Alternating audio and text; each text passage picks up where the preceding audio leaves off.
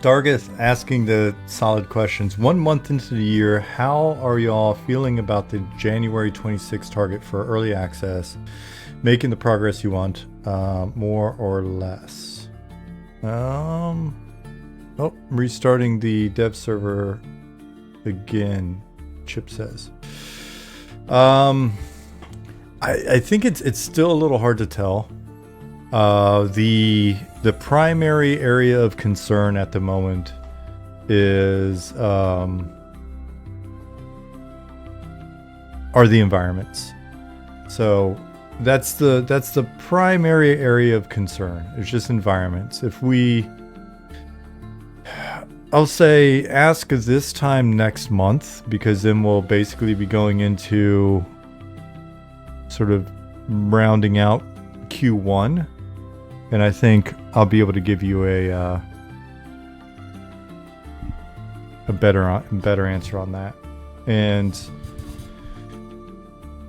the big question is going to be, how much does it eat into what we want to do for the first big update, the first module? Assuming stuff slips, but we're going to be very open with you if we feel like stuff is slipping or whatever. I feel like every once in a while in game development, you'll hit like a tension point. You'll hit a kind of like a little, it's like a little hell level, right? It's a little lump in the road, and stuff will kind of stall for a second, and then you'll be like, okay, yeah, we figured that out. Yeah, I can answer those questions. 1 second. Jason 1990X said, just learned about Eminem last weekend from a random YouTube recommendation. Oh yeah, that's wonderful.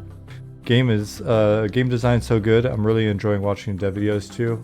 Nice. Are you did you play any of the old classic MMOs like EQ, UO, AC, Daok, all the way up into like classic WoW? What's your background? Sapara Matori says Herman Miller and body chair is very comfy. Bought 2 last month for me and my wife.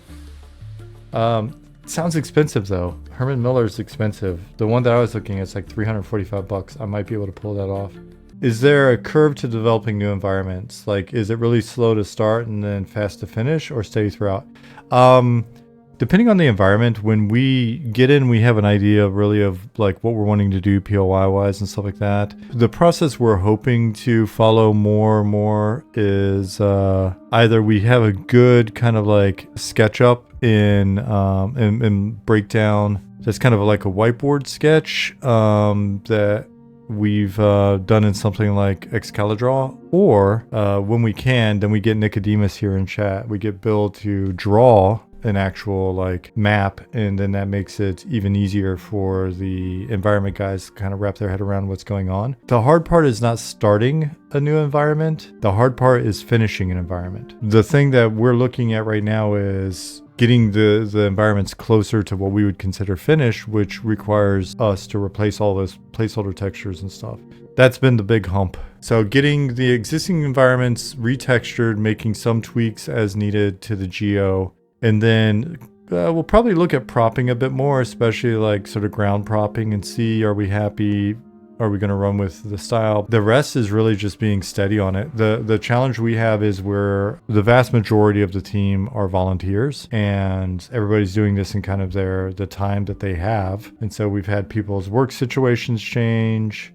Some people were more available, now a bit less available. Environments are just a big investment. They're a big chunk of art. It's not to downplay characters or anything else, but environments are the world. There's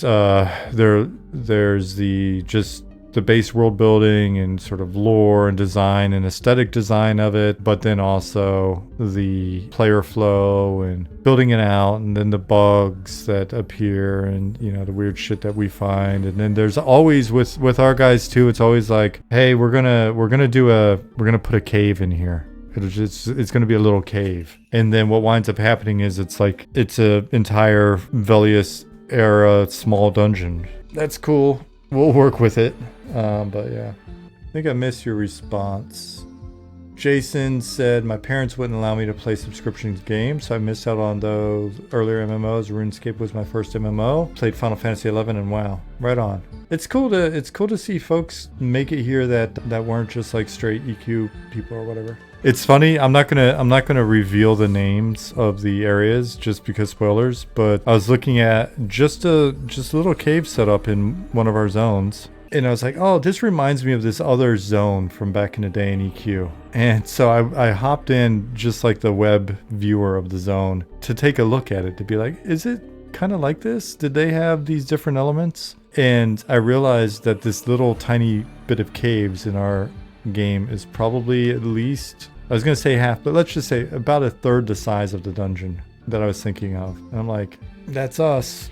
When people ask us how many zones we have, it's honestly a little hard to give a straight answer, because it's like, all right, yeah, I think we're going into early access with something like 12 or 13 zones, but I mean, some of the zones have zones in them. So hopefully it keeps you guys entertained long enough. Is the plan to stick with zones? Yeah. Seamless isn't something we couldn't have done. It's just we prefer the feel of zones. Dargit says the game already feels pretty large for us nerds playing classic EQ still.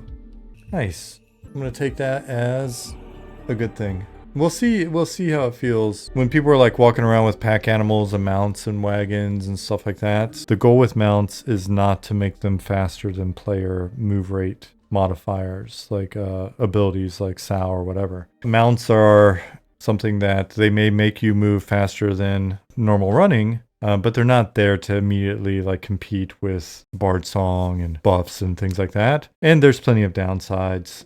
You know, you've got to feed them and give them water and love them and not have them be killed from underneath you. But they do provide stuff like additional inventory space and the ability to move heavy things, and there'll be pros and cons. Don't carry just one mount to have the animation you saw in that video. We might be able to do that. People are like, well, I don't want my druid or shaman's buffs to be invalidated. What if you could buff the horse? All right, win-win.